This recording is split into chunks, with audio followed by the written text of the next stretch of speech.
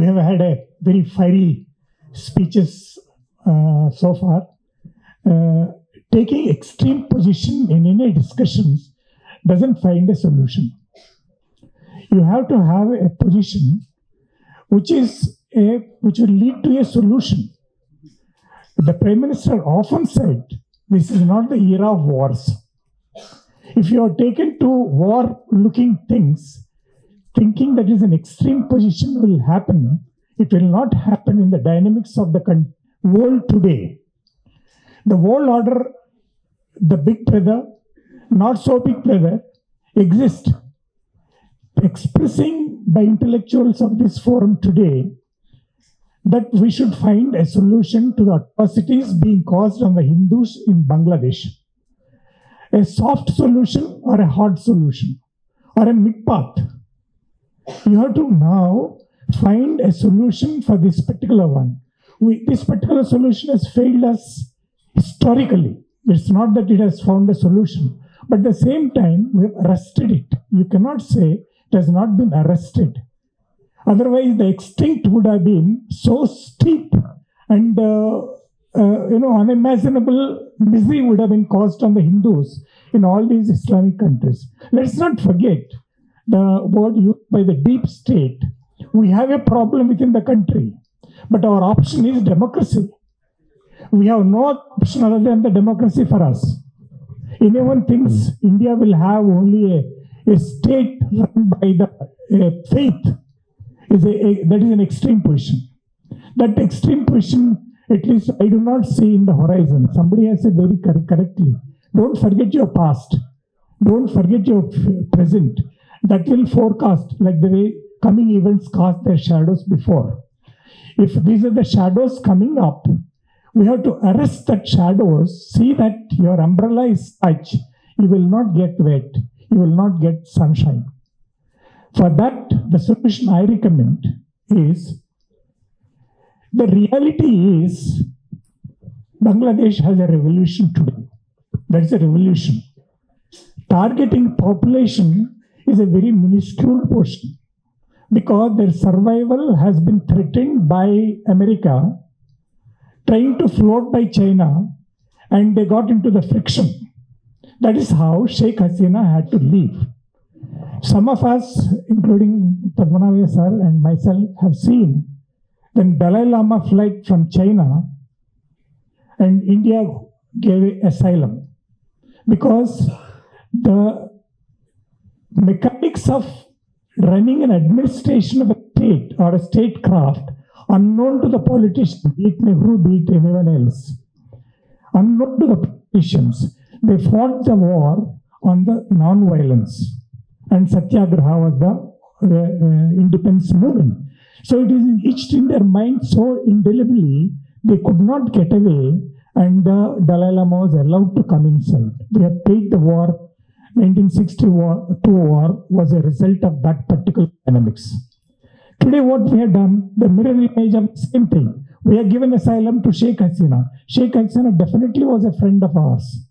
Definitely. But the point is, you are working on your national interest.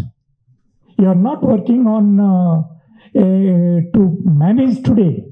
You are working on your national sustenance. We have so many Indians in America today. Why aren't we speaking back?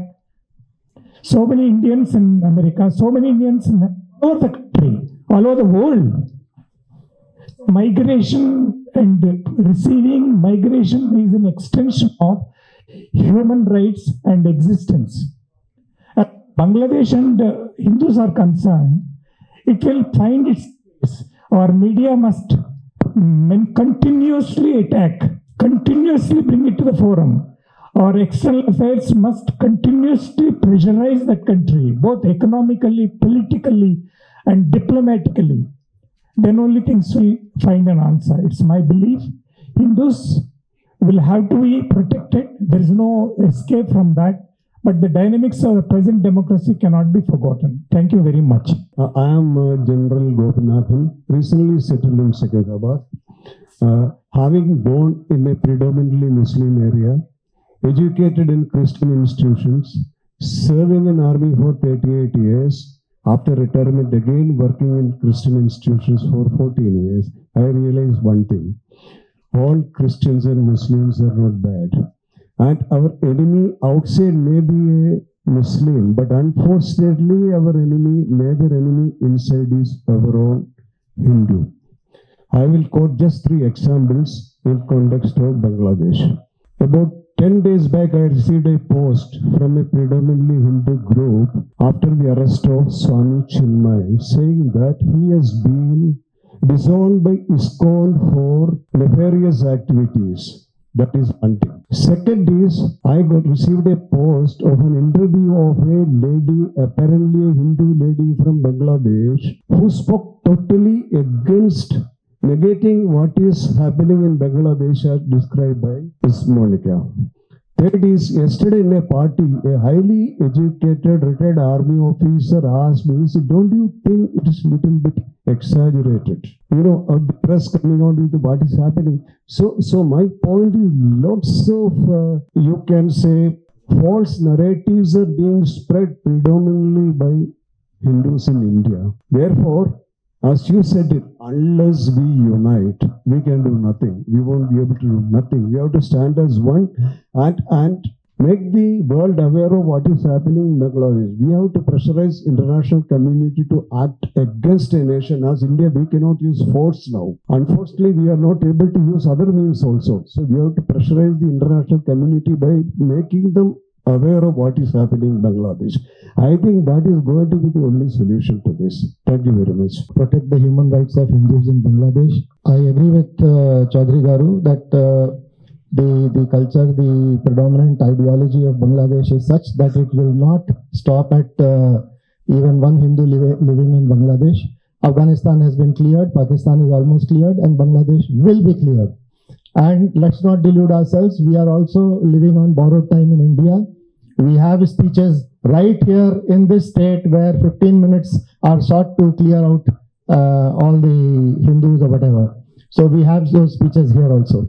We have the document of the Popular Front of India 2047, which clearly tells what is the percentage required to dominate the country here and then implement the Sharia or whatever that they are going to do. And we also have, rightly pointed out by the senior person here, we have Hindus within the country who are against ourselves. So we need to unite, we need to understand what kind of ideology we are living with, what kind of ideology we are going to face in the future. And if we don't realize that, then we are bound to be finished. That's my, I'm sorry to say, that's my conclusion. So let's be clear. In Tamil Nadu during the elections, Hindus were called AIDS and COVID and whatnot. What did we do? Now Iltija Mufti has come out with saying that Hindutva is a disease. What reaction has happened? You try and say this for the other ideology and see, you will become Nupur Sharmas, all of you. You will go hiding yourself. So let's not, and Nupur Sharma did not say anything wrong. She said what is written in the text. So let's be very clear that they are very clear. We are the persons who are confused, deluded and obfuscated. We think that, we are living in a democracy, it's very fine. That democracy is all very short-lived. Please read the PFI document, which was detected and brought out in Patna, I think, Bihar. Read the PFI document. Read the guiding principles of Hamas. Read them. What do they say? They're all religious. Nothing is talked in terms of rights and minorities or the justice. It's all religion. So let's be very clear. Thank you so much. We don't have, as a Hindu, we don't have a proper Atma Bodha. We don't understand what is Sanatana Dharma. Sanatana Dharma cannot be practiced unless two things are fulfilled. One is Brahmyam. Brahmyam has nothing to do with the caste. Brahmyam is in your consciousness, you desire the ultimate. That is Brahmyam. The other one, Brahmyam is for yourself. The other one is Kshatram in terms of doing duty. So we don't understand our Atma Bodha itself. Second, we don't understand Shatru Bodha. We don't understand who are against Sanatana Dharma. And therefore, we have grossly failed over the last 7 decades or more in setting the narrative. Because we grossly fail in setting the narrative, we are a confused nation. We don't know what to do. There are various steps to be taken above the radar, but there are various more number of steps to be taken under the radar. We don't even do that. We are used to back channel diplomacy, which is absolute failure. We have to have a big stick and know when to wield it. But we have failed in all these things. So I have no idea how we are going to address the problem of Bangladesh. I have no idea of how we are going to address the problem of Pakistan. I don't know how we are going to address the problem of the deep state unless we set our own house in order. We have Atmabodha, we have Shatrubodha, we have first of all not even corrected our history. So I am some kind of a pessimist, and I am reduced to invoking the Supreme every day in my puja, in my sankalpa, so that something is going to happen. Other than that, I have nothing to say. Agenda. So why don't we do it now? Government should send some eminent personality all over the world. And also, secondly, this organization of where the Pujari has been held in this thing, that organization got 1,000 outlets all over the world. They should propagate everywhere. Every Sunday they give food to the locals in USA. I've seen. So they should push the agenda for against Hindu phobia. That's the message. Thank you. Done is not wrong. This is very necessary, and we had very successfully done it. I think you have a point there. Yeah. Largest global minority Hindus' life don't matter anywhere in the world. That could be the larger issue, but for the time being, we should focus on Bangladesh. There are certain long-term measures, there are certain short-term measures, and both government and civil society have to work. Governmental effort could be in the form of diplomatic missions being sent to different countries, could be covert, overt operations. But as far as society is concerned, 2 things are very, very important. One is CAA. We have to enhance because it was basically meant to preserve the Hindu population in those countries which have been identified under CAA. So CAA should be used. Those citizens who have been paying the price of being politically correct, and that was done by 2 Indian people, that is Nehru and Gandhi. Because of that political correctness, we are paying the price. From my father's side, we were zamindars. We were zamindars of a place called Tangail in East Bengal. And one fine day, my forefathers were told that enough is enough. You have to leave tomorrow with whatever you possess. We are not at all bothered.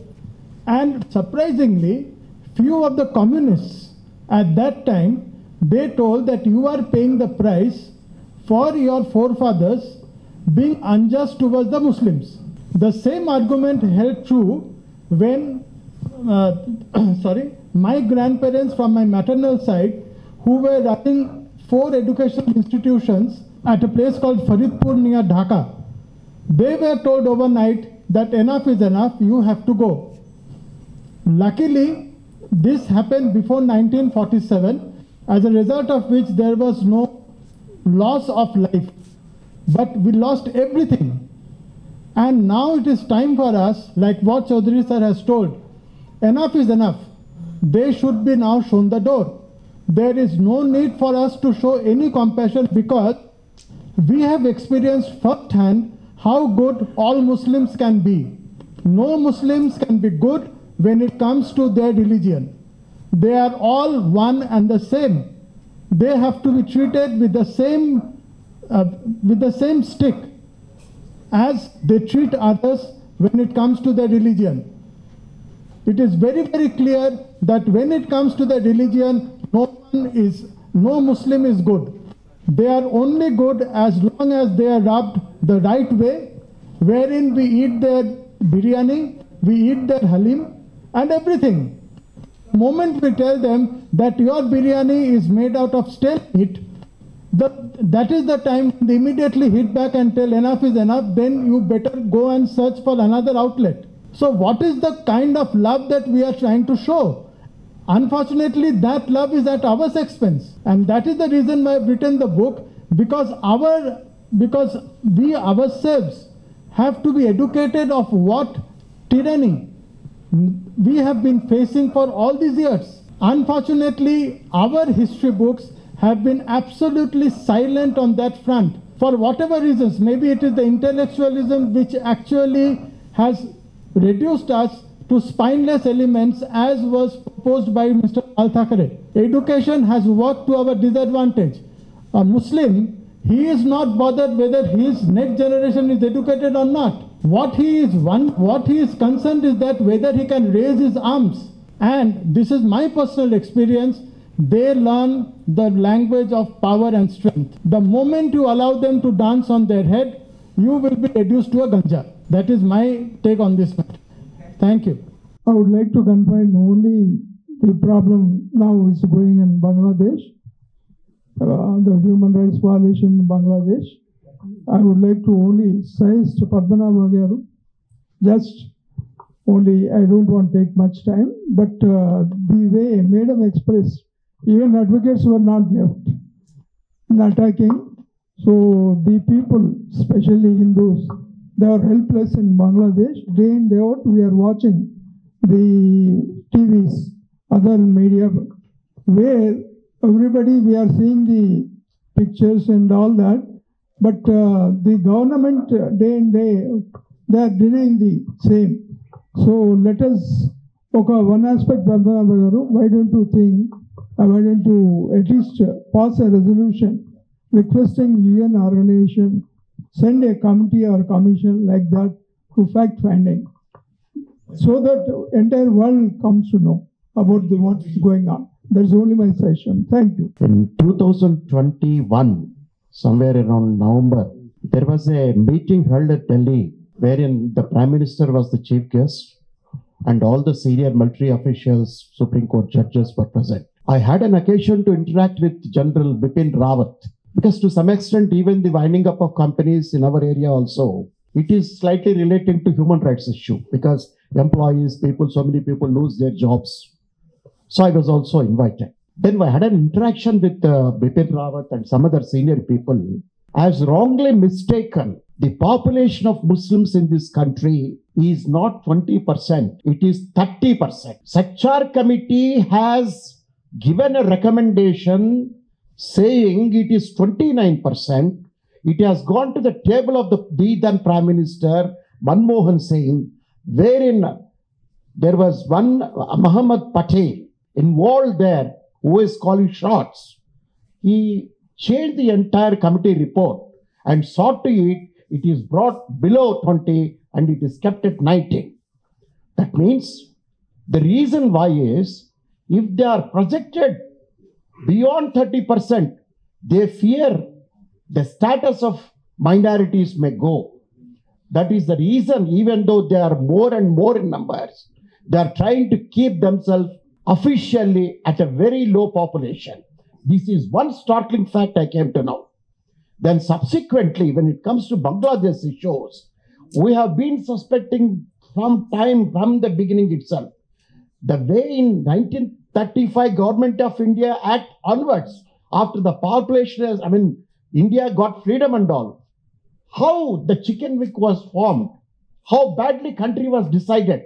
At that point, our government did not bother to intervene and correct it. Till date, even when 1972 war had taken place, we had every possible opportunity to correct it. We did not do that. And today, we are shouting Hindus, Muslims, all these things. Muslims are Muslims. There is no constructive approach required. Dandam dashagunam bhavet. Only dandam. And dandam has to be used very carefully. And swastheshu danam, parahastyeshu dandanam. And what is that parahastam available to us is the majority Muslim population, how they are reacting to the present situation. 3rd December, the Bukhari says, Delhi, please, Bukhari says, no, it is not. Minorities have to be guarded according to the UN Charter.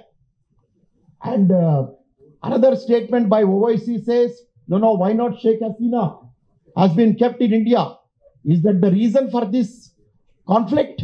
Is that the reason for the unrest in Bangladesh? No, there are so many other issues. Now, the only thing is, Danda means whenever there is an issue, we lawyers or judges, we aim at interim order. Immediately what is required to be done? We have to use some protectional measures, protect the borders and seal the chicken neck area so that Pakistan fears, even Bangladesh fears, that chicken neck area has to be controlled. It should be brought under Indian control at all costs. Then only other thing follows. Then how to deal it diplomatically, politically, internationally. As you know, aggression against any state is barred as per UN Charter. But when Sardar Vallabhbhai Patel annexed Hyderabad, what is the measure he has adopted? He called it police action. The same way we have to do it. That's the only solution according to me. Thank you. Yes, Ramalingam, a retired foreign service officer. So all these open action to be taken such by my previous speakers are not applicable here. We have to go very sincerely, deeply, and of course covertly. We should request the government of India to officially take up. Yesterday the Foreign Secretary was there with the ministry, and he has of course got an assurance from the President, what is his advisor Yunus, that every citizen of Bangladesh will be secured, etc. That's not enough. So we have to act from 3 angles. One from government, through the society, through the press and business community, as well as human rights organizations of all the countries. So we have to unite everyone and alert them and bring their voice also against what's happening in Bangladesh. Then only we'll succeed. So all other actions will not succeed. Thank you. Per se, all the governments, all the countries, that this is a localized problem. We are fooling ourselves. You've given the lands which have been ethnically cleansed. Are they piece of island? Are we not facing the humanity problems there? So if we ignore these things, it is not going to stop at one. We can think that, okay, this is a particular problem of a particular group, but tomorrow it is going to knock to your door. We can look at the Afghanistan, we can look at the Syria, we can look at the different places. It does not stop. So the rule of law has to prevail. That is the only way humanity can survive. Draft reads like this. India and Bangladesh as neighboring countries are bound by shared historical, geographical, cultural, linguistic and social bonds. Bangladesh is at the converging point of India's neighborhood first policy, Act East policy, Sagar Doctrine, the Indo-Pacific vision and an important partner in the development of India's northeastern region. The protests in Bangladesh from July 2024 against the quota in government jobs led to change in the government and formation of a new government under the leadership of Professor Muhammad Yunus, a Nobel laureate. And the agitation took an ugly turn of yet another attempt of targeting Hindus in that country. The fact is that violence against the Hindu minority in Bangladesh makes the agitation even more sad and sinister. The genocide and suppression of Bangladeshis in early 1970s resulted in creation of Bangladesh. The Hindu population of Bangladesh have suffered considerably because of the political events ever since 1947, resulting in exodus of Hindu population from that country. The proportion of Hindus in that country, which was around 30% at the time of 1947, had fallen to less than 8% currently. This drastic fall in proportion of Hindu population itself proves the intensity of attacks on Hindus and discrimination perpetuated against their own citizens based on religious beliefs. The acts like Vested Property Act have systematically been abused to deprive Hindus of their right to property and drive away from their homeland. There have been many religious attacks on Hindus in previous decades. A Bangladeshi human rights group Ano Salish Kendra reported at least 3,679 attacks on Hindu community between January 2013 and September 2021, including vandalism, arson, targeted violence. The country's minority group, Bangladesh Hindu Buddhist Christian Unity Council, has said that there have been more than 2,000 attacks on Hindus since August 4, as the interim government has struggled to restore the rule of law. Hindu homes and temples have been targeted by rioters in Bangladesh, with numerous accounts of houses being torched and people being attacked. Repeated attacks against individuals, communal violence, and destruction of the homes and places of worship of minorities in Bangladesh over the years show that the state had failed in its duty to protect minorities. The members of ISKCON have been subjected to violence and their temple was also torched. On many occasions, the law enforcing agencies, particularly the police, have been mute spectators to the violent acts perpetuated against the Hindus. There is an urgent need to step up the law and order machinery and restore normalcy, build confidence among the community groups who are reeling under the fear psychosis, by taking proactive steps, including stringent action against the perpetrators of violence. Given the toxic climate in Bangladesh with the interim administration, the police, army, the entire government machinery and the courts all aligning themselves against Hindus, many fear that Hindus will come under vicious attacks all over the country more intensely, and they may also ensure that the blatant violation of human rights, unabated violences, rapes, pillaging targeted at the ethnic cleansing are not even reported in media, despite the fact that the bilateral relations are enriched by multifaceted cooperation in the fields of trade, multimodal connectivity, development partnership, security and border management, defense cooperation, education, capacity building, cultural cooperation, and people-to-people exchanges. There have been sustained systematic anti-India, more particularly anti-Hindu campaign unleashed by vested interests, perhaps with the tacit support of powers that be, resulting in unabated attacks on Hindus. This is a matter of serious concern for us, and the issue has been discussed in the meeting held today, that is 10/12/2024 in Hyderabad, and we strongly resolve to condemn the blatant violation of human rights for Hindus in Bangladesh and urge upon the Bangladesh government to take immediate steps to prevent such attacks and put a strong framework in place to prevent recurrence of such incidents in future and restore the normalcy at the earliest. We further request that all those Hindus who have been unreasonably and illegally arrested should be released immediately. We also urge upon the international community to raise their concerns against the human rights violations and appeal to establish peace and brotherhood for peaceful coexistence of all communities and ethnic groups in Bangladesh. We further urge the Government of India to use all possible diplomatic channels or others to influence Government of Bangladesh to restore normalcy and protect lives and property of all minorities, including Hindus. Our points for action include: Government of India must take all steps necessary to impress Bangladeshis to stop Hindu genocide and minority human rights violations immediately and forever. Explore and employ all options necessary, including the diplomatic efforts and economic blockade.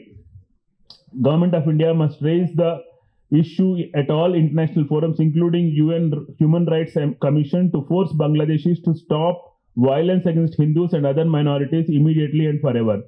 All responsible civil societies in India and globally must pressurize Bangladeshis to stop violence against Hindus and other minorities immediately and forever. Connect with reasonable civil society groups in Bangladesh to end violence. We demand immediate withdrawal of Nobel Prize to Professor Muhammad Yunus. Amend CAA to remove date restrictions and include all Hindus and all other minorities in Bangladesh and Pakistan to get citizenship in India on fast-track basis, or employ Israeli model of all Hindus globally are citizens of India also. Recommend future steps to prevent atrocities against Hindus globally. Nip this in the bud itself. Release all those arrested immediately and guarantee their safety in Bangladesh. Short-term and long-term solutions are required to handle this violence against Hindus permanently globally. These are the resolutions which are put forth for the approval of the August gathering here. Some of those points which have been mentioned will also be added to this with your voice vote. Sri Jogendranath Mandal, in the creation of East Pakistan and taking the whole population along with him of his followers, to Bangladesh who are now suffering. Most of the names that Madam mentioned were Mandals. Now, that was the original meme and beam experiment. And Mr. Mandal was made the law minister, the first law minister of Pakistan. And we must all Google and find out his resignation letter and read under what circumstances he resigned. He resigned that his people were suffering and they were being discriminated against and violence was being perpetrated over them after Pakistan was declared Islamic Republic. Bangladesh came later. So we must, through this resolution, also recognize the danger that we are going to face if we vote for such scoundrels against ourselves. That's a lesson for the rest of the country and remaining Hindus wherever they are. Many of those people, Yes.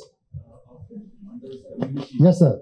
have come to West Bengal. They are called Matua community. Mr. Mandal himself came back to India and died in ignominy and absolutely unknown. And CA is not yet applied to them. Absolutely. So these are things that we need to also address when we are talking about Bangladesh. These are all related to Bangladesh. It's not a problem created by Muhammad Yunus. It's a problem created by us by voting for the Muslim League and taking our followers happily there and now suffering. So how are we to respond or to be responsible for what Mr. Jogennath Mandal created? Why should we be responsible for some nonsense that our present day liberals and progressives will create in this country? We need to suffer if we have fools like this amongst us. మన హిందువుల సంబంధించిన విషయం కూడా హిందువులకు ఏకైక దేశం ఉన్నది. దానికి సంబంధించి మిగతా దేశాల్లో ఏదైనా నష్టం జరిగితే వీళ్ళు చర్యలు తీసుకుంటారనే మూమెంట్ మనం తీసుకోవాల్సిన అవసరం ఉంది. అయితే నేను ఒకటే చెప్పదలుచుకున్నాను, తీర్మానంలో అది ఏమైనా మెన్షన్ చేస్తే మెన్షన్ చేయాల్సిన అవసరం ఉంది. నేనేమంటే పాకిస్తాన్ బంగ్లాదేశ్లో హిందువుల సంఖ్య ఏ రకంగా అయితే తగ్గిందో, భారతదేశంలో ముస్లింల సంఖ్య ఏ రకంగానైతే పెరిగిందో, ఆ దేశంలో హిందువుల సంఖ్య తగ్గినట్టు భారతదేశంలో ముస్లింల సంఖ్య ఆ ఈక్వేషన్ ప్రకారం తగ్గించడానికి ఇక్కడ హిందువులు తిరగబడితే ఏ రకంగా చర్యలు ఉంటాయో అదే మనం హెచ్చరికలాగా మనం చేయాల్సిన అవసరం ఉన్నదనేది నా అభిప్రాయం. Very important. And only one aspect which I would like to say here is all 140 crore population must support this resolution. Every Indian must support this resolution. I think, can we add that? Can we give a call that every Indian, irrespective of the religion, whatever it is, they all should together support this resolution that the minorities in Bangladesh need to be protected. I am sure that we very, very positive signal will be sending, and that I personally feel we need to do that. Irrespective of the differences and all that, I agree, but that is the approach we should have. Right, sir. Thank you.